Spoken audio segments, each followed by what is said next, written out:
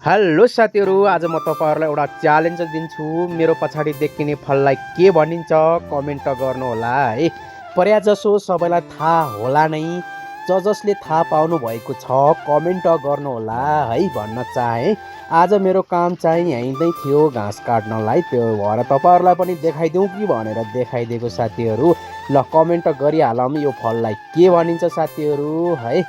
अब यो चाहिँ पाक्न कम्तीमा 20-25 दिन छ बाँकी है। अहिले भएको छैन, खाना लायक भएको छैन साथीहरू। अब 15-20 दिनपछि मजाले खाने लायक पनि हुन्छ होइन। त्यसपछि टिपिन्छ साथीहरू अनि बेच्न पठाउँछ मालिकले है। ल साथीहरू, मैले तपाईँहरूलाई देखाइसकेँ, अब तपाईँको पालो कमेन्ट गर्नुहोस्। अब म अर्को बगैँचा जाँदैछु, जाँदा जाँदै तपाईँहरूलाई अब म स्याउहरू पनि देखाउँछु कस्तो लागिरहेछ र कत्रो भइरहेछ है। देख्न सक्नुहुनेछ साथीहरू, स्याउ पनि अब ठुलो ठुलो भइसकेको छ।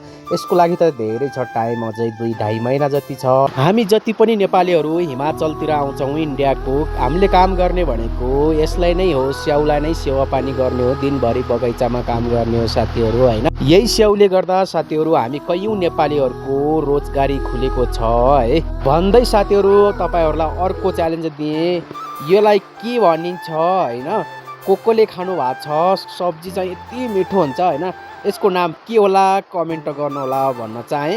अब यसलाई त मैले सुरुमै देखाइसकेको छु साथीहरू अनि च्यालेन्ज पनि दिइसकेको छु तपाईँहरूलाई। हेरौँ कोले अब कमेन्टमा मिलाउनुहुन्छ यसको नाम है।